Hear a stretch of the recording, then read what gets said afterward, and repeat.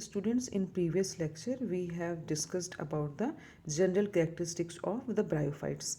Now today we are going to discuss about the two different kinds of bryophytes, that is liverworts and mosses. So depending upon the characters of gametophyte, the bryophytes can be divided into two parts. As I told you, one is called liverworts and another is called the mosses. तो ये to में आप divide करके इनको पढ़ सकते हैं. तो first we are going to study about the liverworts. That what are the liverworts? Liverworts usually they obviously they all grow in the shady places, moist places, damp places. Like I told you earlier that in basically in the hill stations आपने देखा होगा वहाँ bryophytes बहुत easily grow करते हैं because the place is shady, place is moist, and banks of sometimes streams and marshy ground also a good place to for growing of these liverworts. Or you can say damp soil हो गई, bark हो गई trees की जो हमेशा moist रहती है, वहाँ पर भी ये grow कर जाते हैं easily. And the plant body of the liverwort is thalloid. Thalloid means they do not have a specific plants like structures like leaf, roots, stem, ये सब नहीं होते. तो this diagram is the diagram of Markensia. ये ऊपर जो diagrams दिए हैं, they are the diagrams of Markensia. Markensia is the example of the liverworts. And what is the special about it? You can see that thallus is a dorsiventral. Dorsiventral है ये, and also it is attached to the soil. ये soil से बिल्कुल पास में है soil के. And leaf like इसकी body आपको दिख रही है. And they have tiny appendages. यहाँ पर छोटे छोटे से अपेंडेजेस हैं root like, but they are not root, they are rhizoid. We have studied all these things. तो ये राइजोइट जैसे स्ट्रक्चर्स होते हैं जिनकी हेल्प से ये सॉइल में अटैच रहती है. And the leafy members have the tiny leaves like appendages in two rows of stem like structure. Like this is the stem like structure, और यहाँ पर ये दो ऐसे ये छोटे छोटे रोज में ये लीफ लाइक स्ट्रक्चर्स दोनों तरफ इसके होते हैं. तो this is exactly plant like body. अगर आप उसको बहुत क्लोजली देखेंगे माइक्रोस्कोप से तो you will find like this. And now come to the reproduction kind of, कि किस तरह का रिप्रोडक्शन होता है, what kind of reproduction is present in these liverworts. तो asexual reproduction base occurs mostly by the process of fragmentation of thallus. That means thallus is divided into small pieces. छोटे छोटे टुकड़ों में thallus break हो जाता है and it gives rise to the complete plant body. Or sometimes asexual reproduction takes place by the help of a specialized structure that is called gemmy. These structures are known as gemmy, and these gemmies are produced into a specialized structure.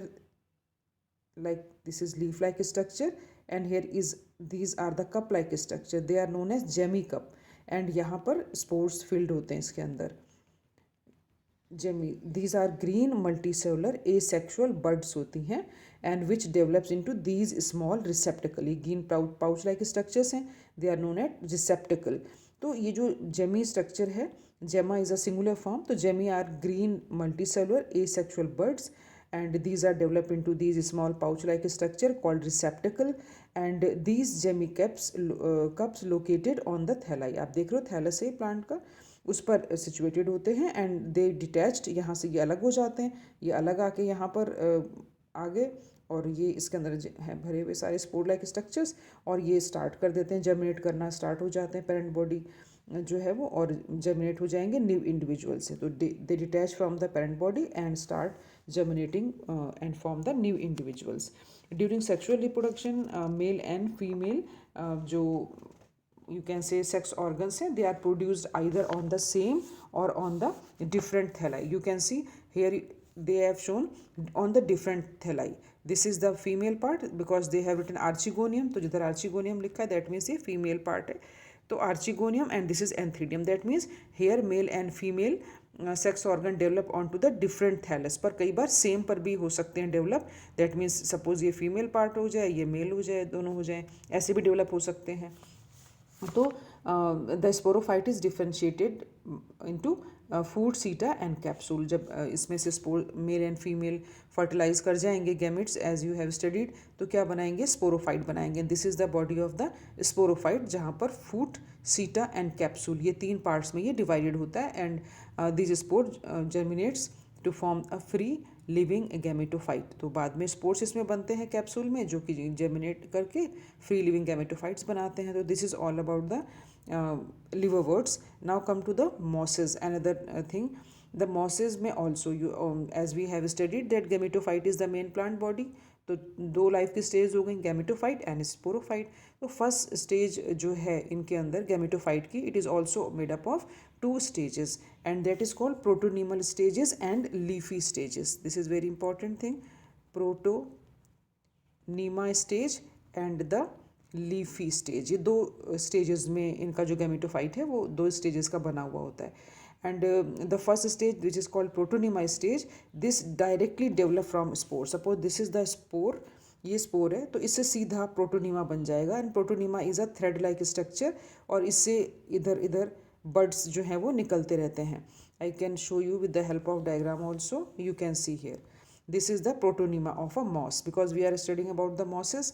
तो this is the protonemal stage, जहाँ पर आप देख सकते हो कि ये protonema एक ब्रांच की तरह से लीफ लाइक, जैसे आपने ग्रासेस देखी हैं तो ग्रासेस को आपने देखा है they horizontally grow on to the soil. आप इजीली देखते हो कि वो कैसे ग्रो कर जाते हैं सॉइल के ऊपर. तो उसी तरीके से ये जो एक leafy like you can say branched structure and which just creep on to the road on to the soil you can say. तो इस पर ये आप क्रीप करता हुआ स्ट्रक्चर देख सकते हैं. तो this is a creeping green branched structure. This is filamentous structure. तो ये तो कहलाता है आपका protonemal stage. Next stage is called as leafy stage, where leafy stage secondary stage हो गई ना प्रोटोनीमा की. It develop in the form of bud. You can see it is the form of bud. It is going to be develop and ये upright होती है, मतलब सीधा straight इस तरीके से ये ऐसे ग्रो करेगा. अपराइट ग्रो करता है सिलेंडर एक्सिस एंड इस पर लीव्स जो हैं वो अरेंज होते हैं. स्पायरली लीव्स जो हैं वो अरेंज होती हैं इसके ऊपर. जो ब्रांच सी स्ट्रक्चर होता है, ब्रांच लाइक स्ट्रक्चर होता है, and they are attach to the soil through multi cellular and branch rhizoid.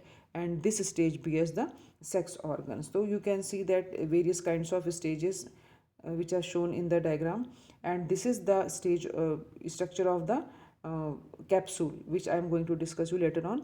And here we are discussing right now that vegetative reproduction occurs in mosses by the fragmentation and by the budding process in the secondary protonemal stage.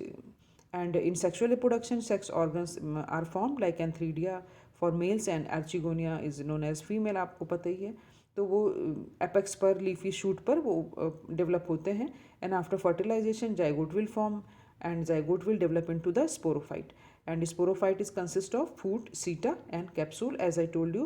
Now this is the structure of that capsule. ये जो structure capsule हम बोलते हैं ये उसका structure. That means if I show you, that means ये capsule जो है इसका स्ट्रक्चर यहाँ पर ये इलॉबरेट करके ये वाला आपको दिखाया हुआ है.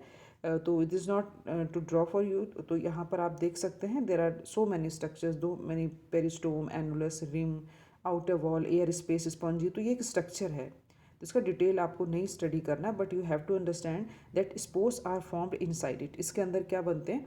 स्पोर्स बनते हैं. This is spore sac. You can see that ये स्पोर सैक आपको दिख रहा है ये वाला हिस्सा.